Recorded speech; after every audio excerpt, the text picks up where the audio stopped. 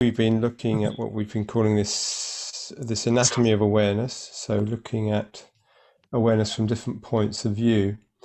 And I have been talking about the mobile interactive aspect to awareness, in that we can take our attention to something in particular.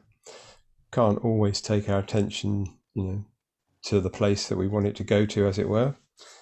But that possibility is certainly there. And one of the things that we can do, if you like, with awareness is we can do absorption practice. So in Triratna and what the Buddha taught, he taught absorption meditation. It's the word in the traditional language is dhyana, but really it just means that.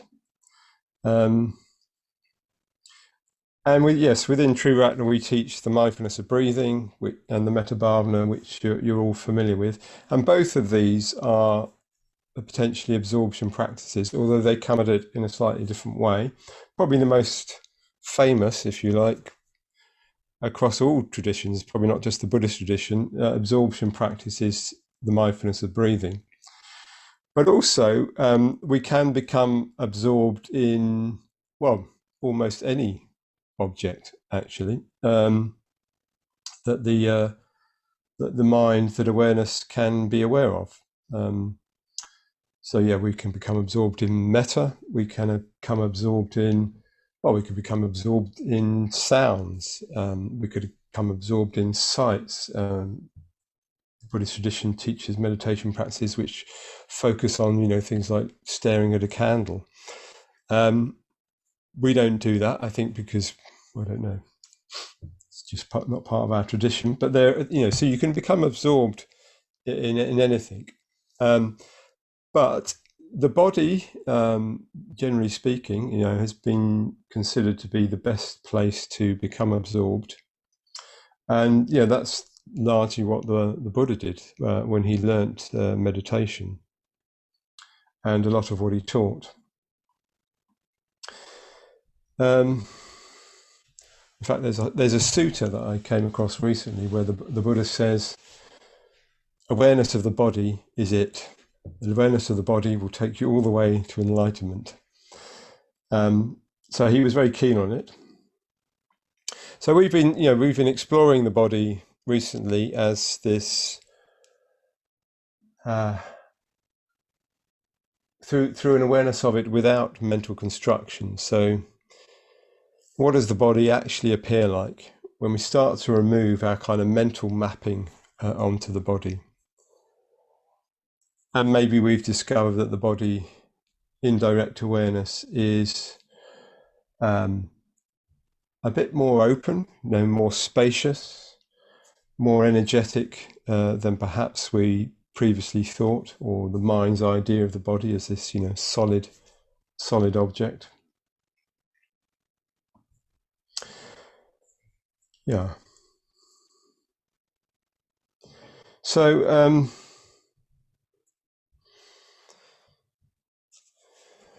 what else to say?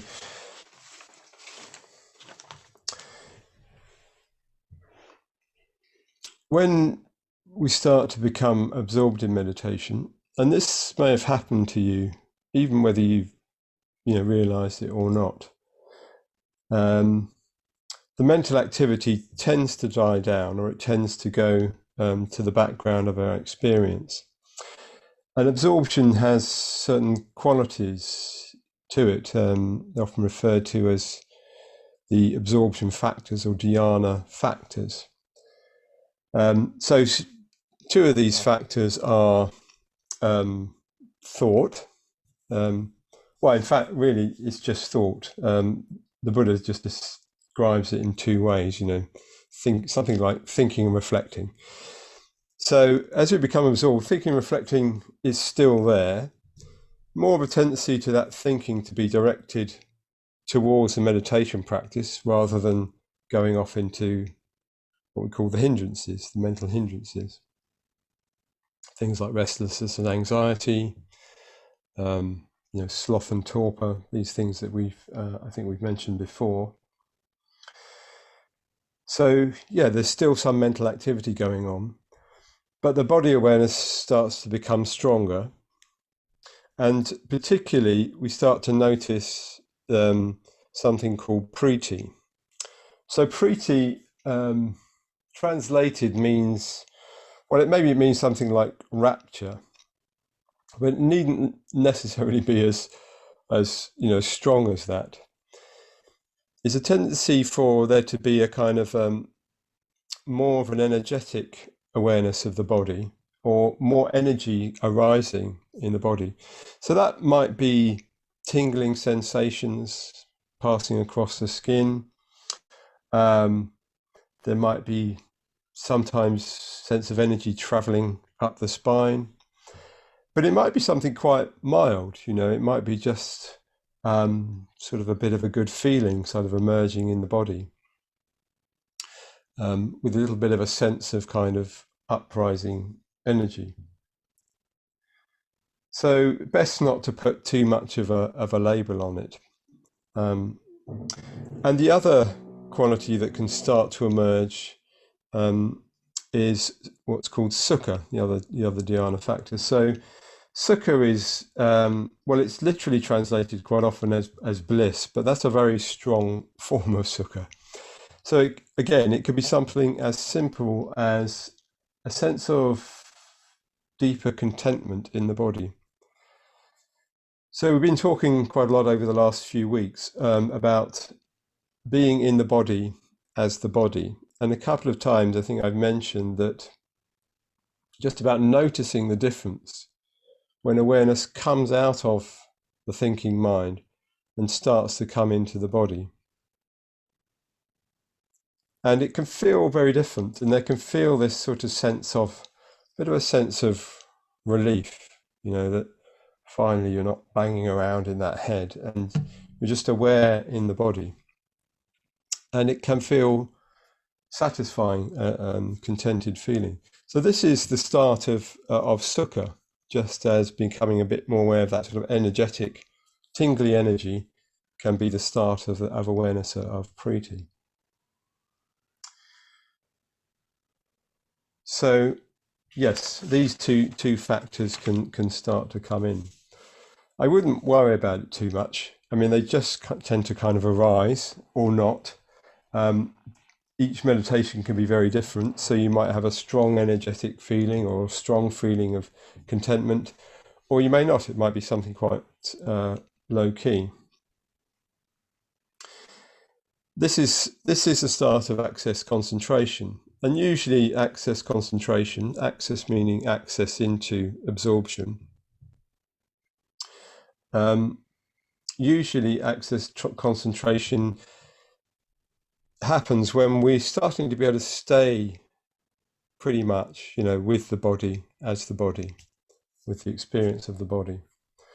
If it's the breathing that we're doing, then we're able to stay, we're able to follow the breath without getting too distracted. Or if we're just focusing on the body, and both of these, are ways into absorption, then we're just able to rest with the sensations of the body and be okay with that. And we stay there for a little while. And that's all we do. We just stay there. What can then happen? And this is quite useful to know, I think. Instead of focusing just on the sensate experience of the body, we can start to focus on these energetic tingling quality. So this is actually related to pleasure within the body. So you can start to notice the pleasurable aspect of the body, whether it's that more sort of tingly sensation that's going on, or sort of movement of sensation, or whether it's that more contented side of that, the priti and the sukha. And we just notice the pleasurable aspect of that. And we focus a little bit more on the pleasure than the sensate experience itself. And this seems to have an effect of, as it were, drawing out awareness of those aspects of priti and sukha, and helps the absorption to deepen. So, yeah, that's what we're going to be doing today. So we'll do a longer meditation today, where we'll just gradually sort of ease into that. One thing to say is you can't make absorption happen. It might sound like you can do that. If we could, we'd be doing it all the time. All we can do is attend to this moment and what's going on in this moment. So if our meditation is, just trying to come back to the body, and we're wrestling a bit with, mental hindrances, then that's what our meditation is. We don't want to add another level of pain to our experience or frustration to our experience by going, oh, I can't do it. Whatever's going on in this moment, we're simply attending to that. If it's just, we're getting distracted and we just bring ourselves back to the breath, then that's our meditation. And that's absolutely fine. It's perfect, in fact. Yeah. All right. I think I'm going to say one other thing. And this is something maybe just to, let go in and not think about too much, perhaps at this point. Some of you may already have been introduced to the idea of dhyana, absorption. So one of the things that can happen, and this certainly happened to me in my meditation journey, is that we hear about this thing called dhyana. Sounds wonderful, supposed to be, there's talk of rapture and bliss and these kinds of qualities, and becoming very absorbed, and perhaps all your thoughts disappearing. Sounds great. And we can end up then trying to have that experience. Any attempt to try and sort of make that happen then just becomes another hindrance. It's the hindrance of desire and craving. And it immediately makes the meditation, more distant. You're just putting a hindrance in there. I also want to say that absorption isn't necessarily, well, there's different kinds of it. This is something I came across probably about 10 years ago, and comes from a teacher called Lee Brassington. And that you can have such a thing as hard and soft dhyana. This idea that absorption can be of different qualities. And it all depends on the conditions to which you come to it. So very early on in my meditation journey, I had a very strong experience of absorption. And it was so powerful. I thought, oh, that's what it's like. That's what absorption is like. And I kept trying to sort of get back to that experience. But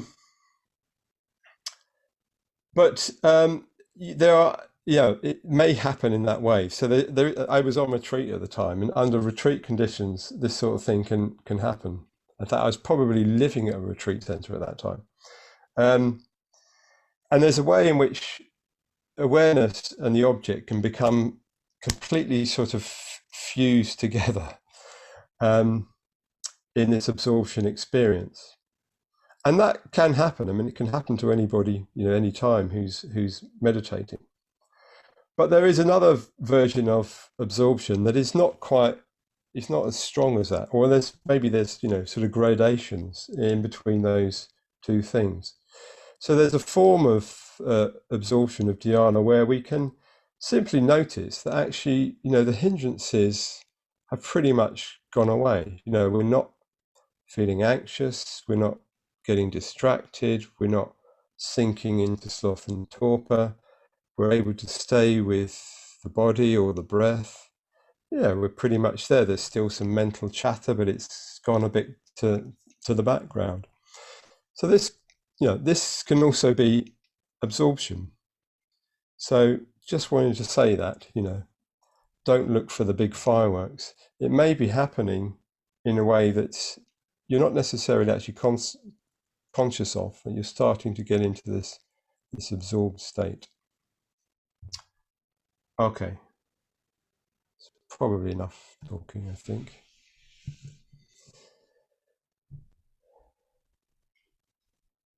So I think best if we just do a meditation now, and if we have any questions, we can bring them to the group afterwards.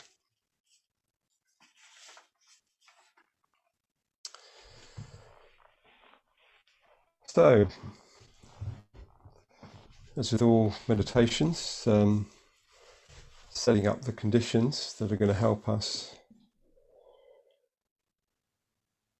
in the meditation. And of course, the first condition is to start to become aware of the body and our posture, which is going to support the meditation practice. So the various elements of the posture that we can pay attention to. I would say there are these two basic aspects of groundedness and alertness. So they're physical, but of course the body also reflects the mind. There's this intimate connection between the mind and the body. So if we feel grounded in our posture, then we also feel grounded in our mind, in our awareness. And that groundedness helps to provide a container, a support for the meditation,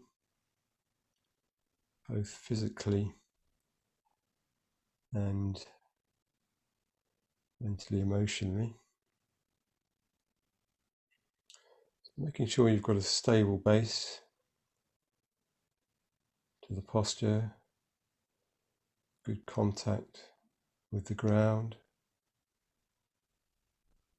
noticing contact with the ground or chair or cushions, whatever you're sitting on.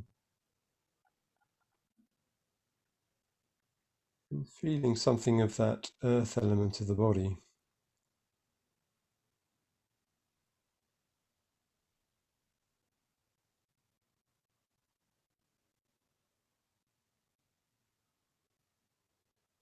The earth is supporting us.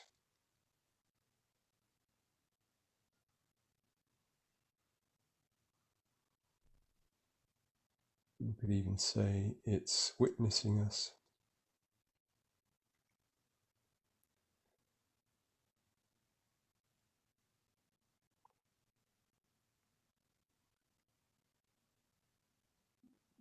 And then the other aspect is alertness. So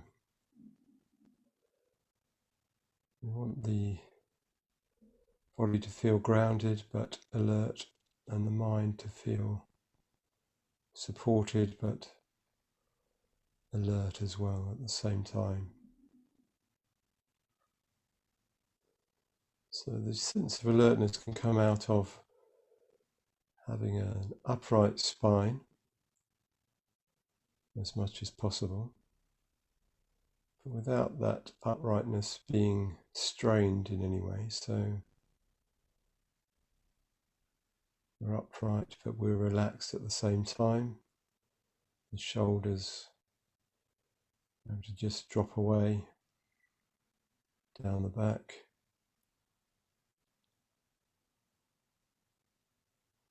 The chin slightly tucked in.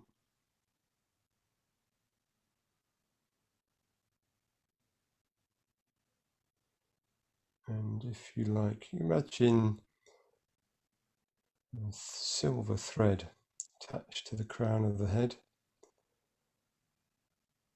just gently pulling the body upwards.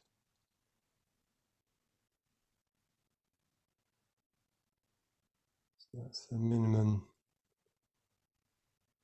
amount of effort to keep the body upright.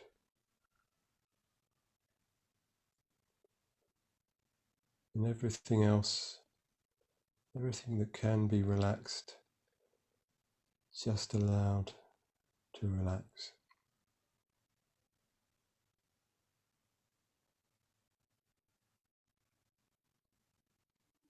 Take a few deeper breaths if you want to. Relaxing on the out breath.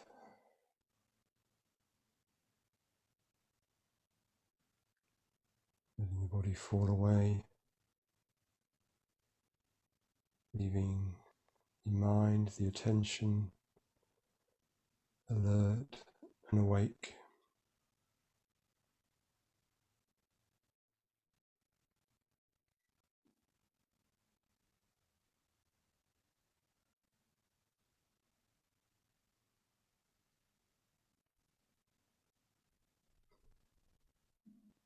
Noticing anything seems to be there in the space of awareness, any hindrances. So this could be any stronger feelings of anxiety or restlessness.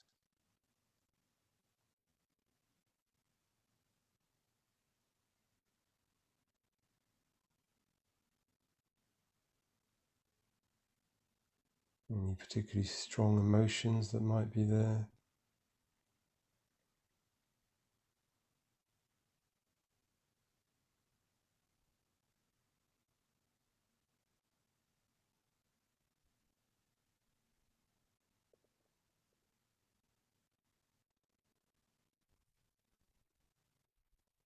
Maybe there is desire. So this can manifest in all sorts of ways.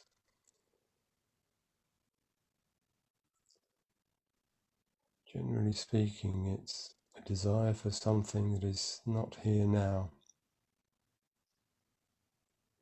So we're thinking of something pleasant that we'd like, some pleasant experience that we'd like.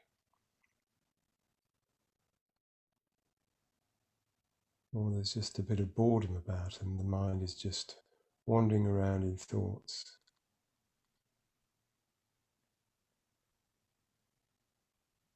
Just getting a sense of whether there's anything like that going on. And just becoming conscious of it. And similarly, there could be a sense of aversion. So these are like a pull and a push. So is there anything that's not wanting to be here, is wanting to push this current experience away?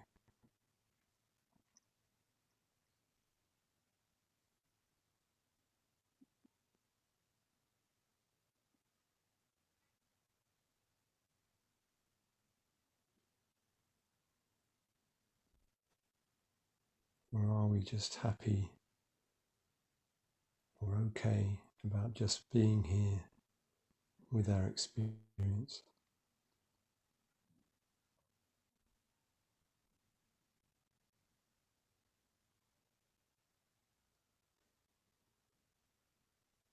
And then something else that might be going on is that we are experiencing sloth and torpor. So this is mental and physical sense of tiredness.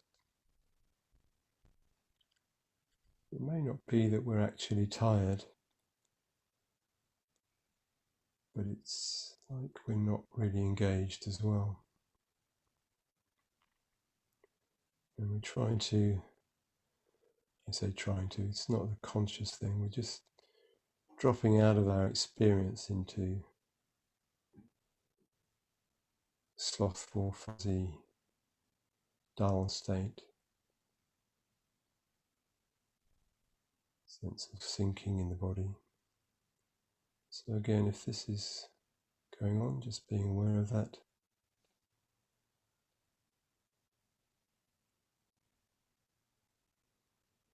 If it's particularly strong, be aware as you can of that experience of sloth and torpor.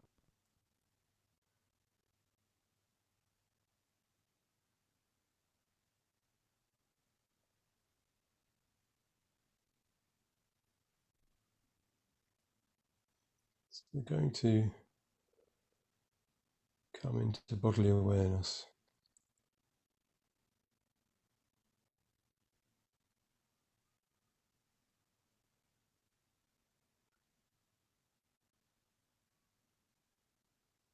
So, having had a check of where our experience is at,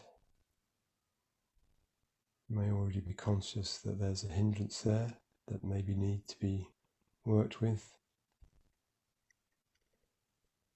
Or if we're by and large just able to be with our experience as it is,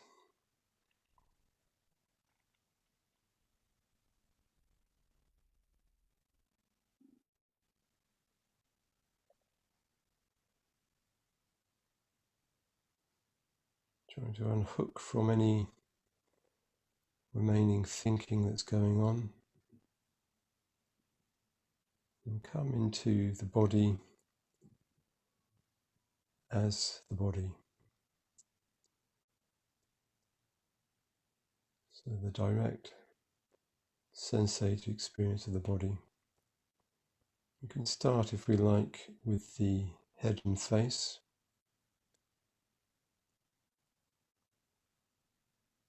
Coming into the sensations of the face, the area around the eyes, the lips, the jaw, and picking up directly on the sensate experience.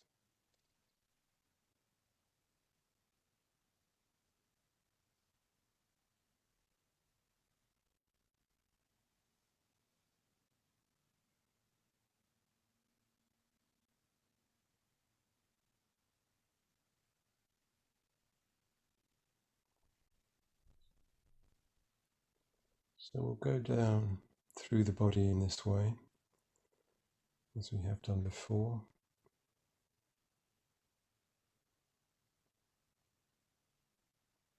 Becoming aware of the sensations in the neck and throat.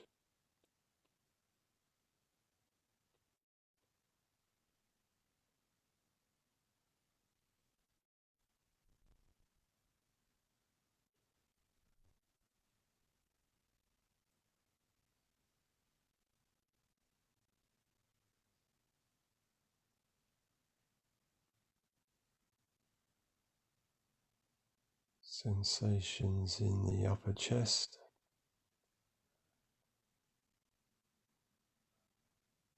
around the heart area.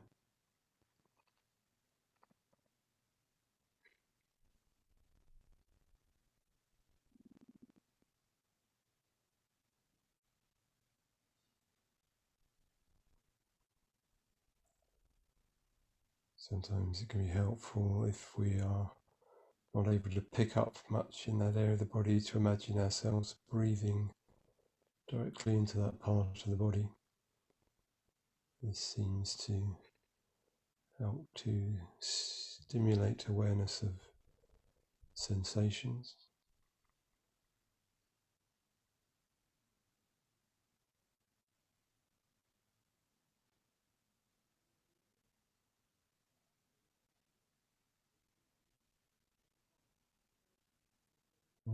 Aware of sensations in the diaphragm, that area at the bottom of the rib cage.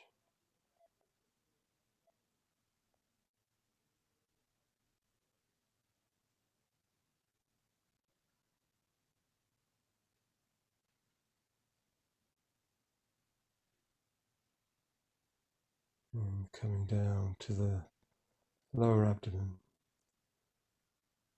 So looking for sensations in the lower abdomen, the area of the abdomen below the navel.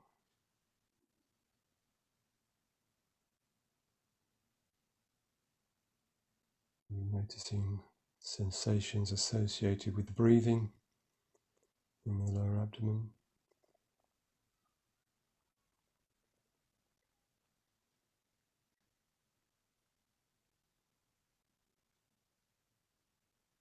Staying with the direct sensate experience of the body.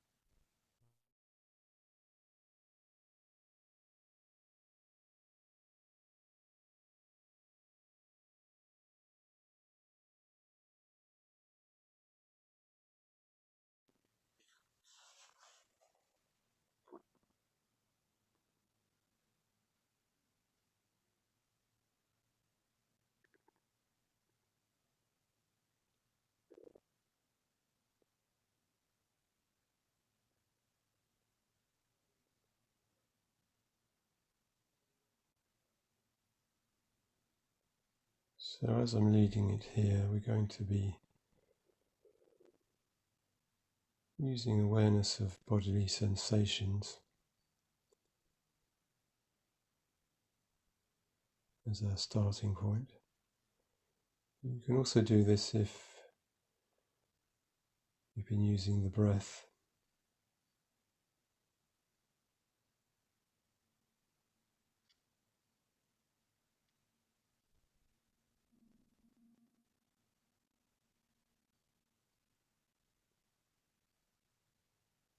So from the lower abdomen, taking in the body as a whole,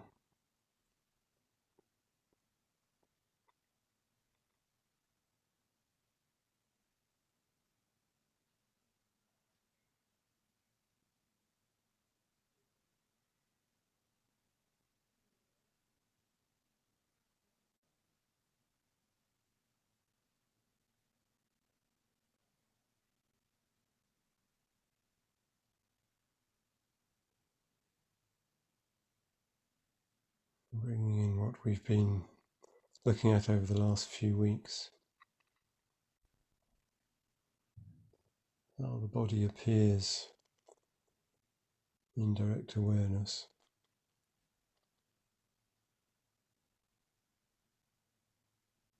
Sense of spaciousness, the lack of distinct boundaries to the body.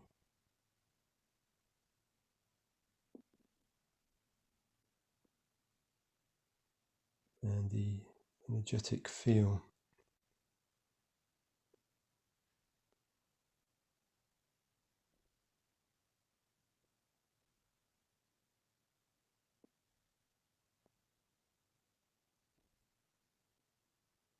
So the body, rather than feeling as something solid,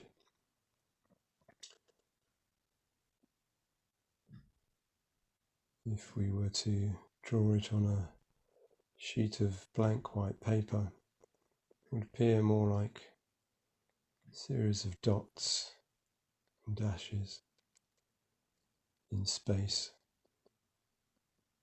Some places in the body might feel like there are more dots and dashes, more of an intense cloud of sensation, and other parts of our experience, like the edges of the body, or even the sense of what lies beyond the body, might be more like this blank space, blank page.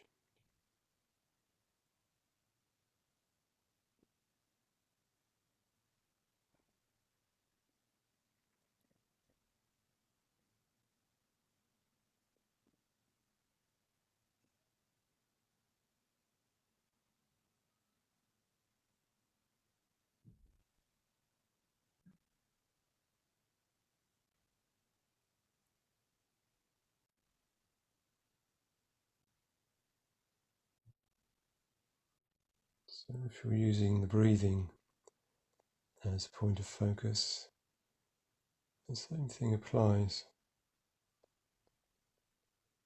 Noticing the breath.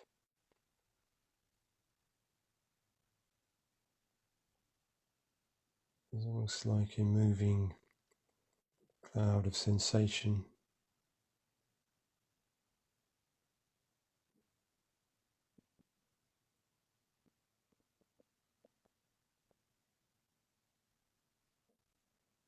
There's no distinct edges to it in direct experience. There's just the flow of tingling sensations, whether we're focusing on the breath in the lower abdomen or whether we're focusing on it more up around the face and the nostrils.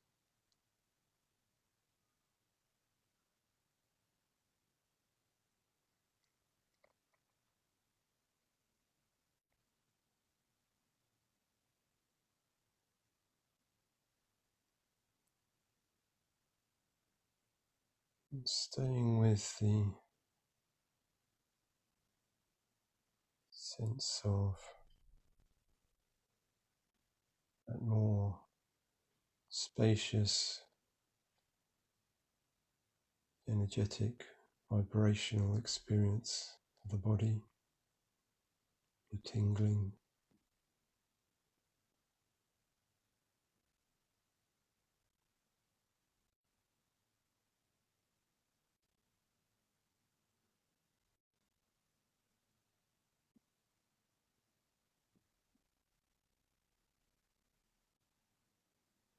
So it's not always the case.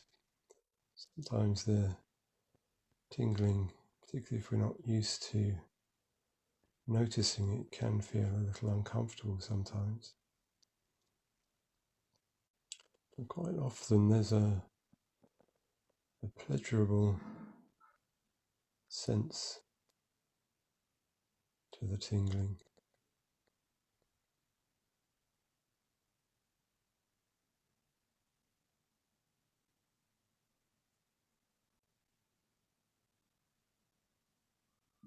So if that is the case, just noticing that.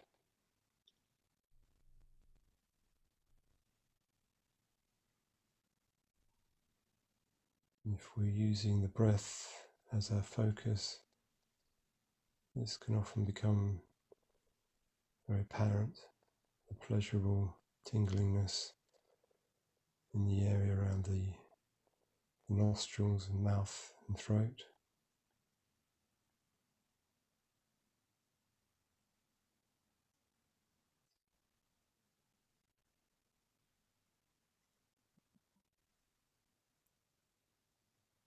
And at this point, still staying with the object itself, allowing the tingling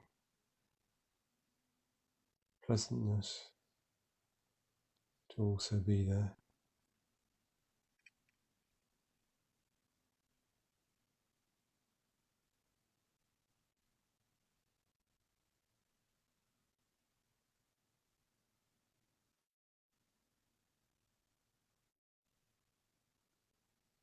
Making sure that we're focusing with the breathing, that it's just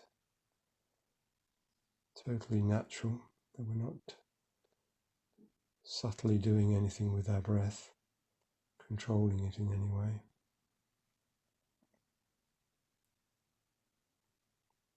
And with the body as a whole, just checking to make sure that there's no tension coming in.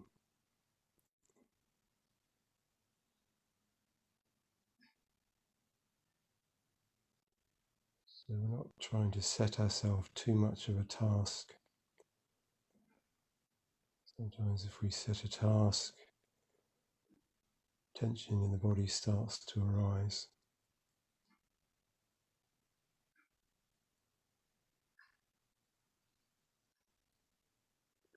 And we're just using the minimum amount of effort, just like the silver thread to hold up the head, the minimum amount just to stay with our experience.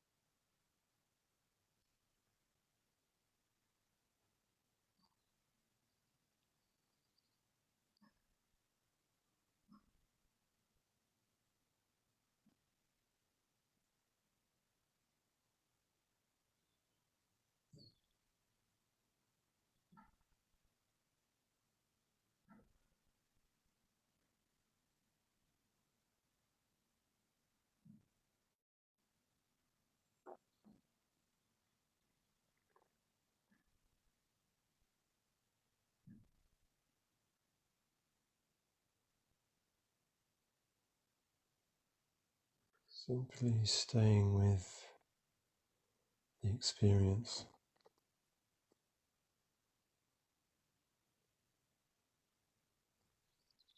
just contented to be here in experiencing of the body as the body.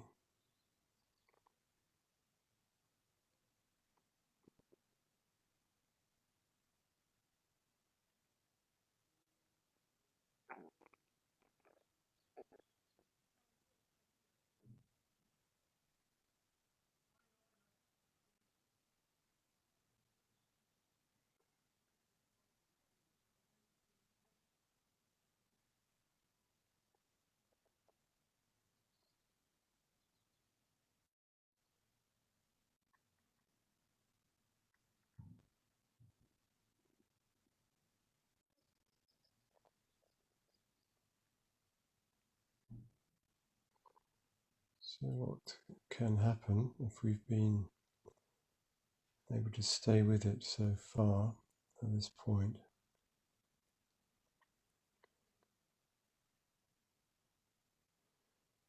We can sometimes slip into what's called sinking. So this is, we just start to lose interest in the object, and we just sort of start to sink away from it.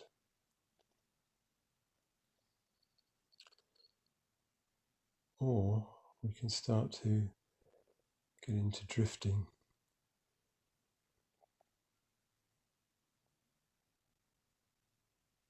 So that's a bit like lack of contentment, and we notice the mind wanting to go to other things. So the sinking is like the hindrance is just taking a very kind of basic form of the energy just wanting to sink down into something like sloth and torpor.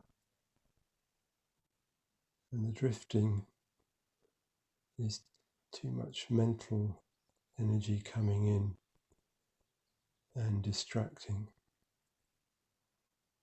So these two are like subtler forms of the five hindrances.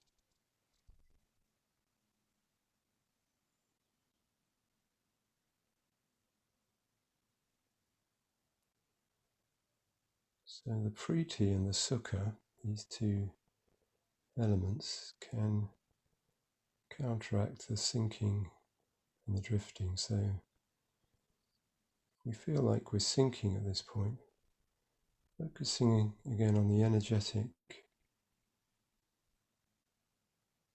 tingling aspect.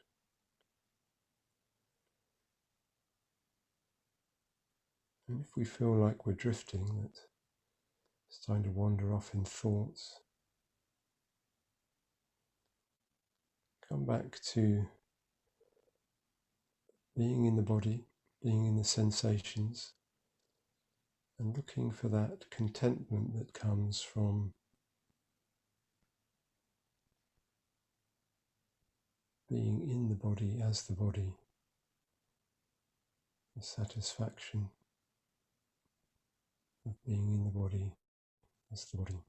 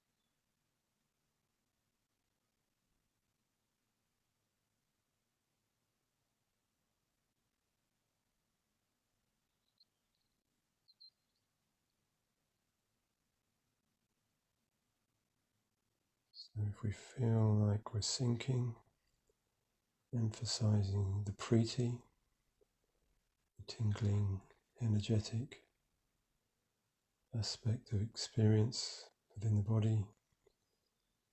If we feel like we're drifting, wandering off into thoughts, emphasizing the sukha, the contented aspect of being in the body as the body.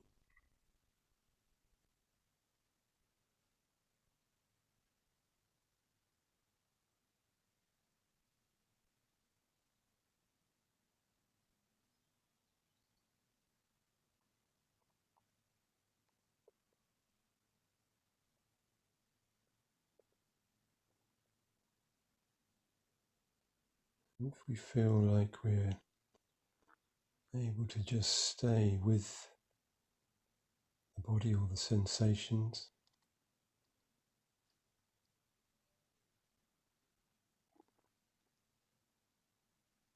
allowing the pleasurable aspect of experience to come more to the fore.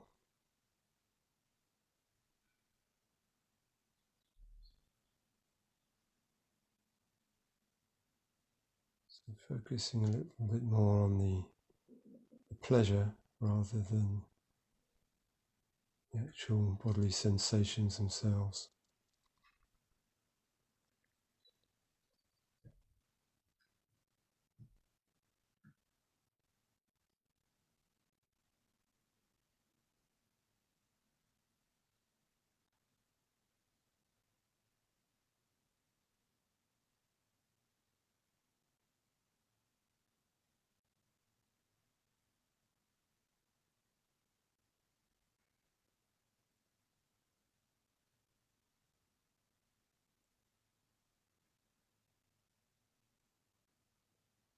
If we're able to do this, we may notice not necessarily happen, but we may notice what we describe as energetic movement in the body. So that might be an intensification of the tingling sensations. It manifests in all sorts of ways. So sometimes there's a sense of things getting brighter visually, kind of internally.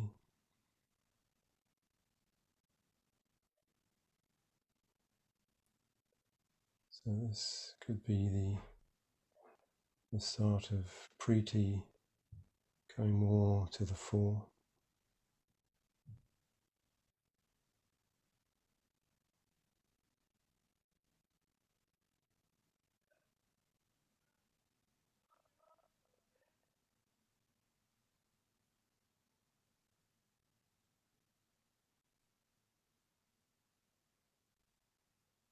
Trying to stay relaxed with it all. Using the minimum effort.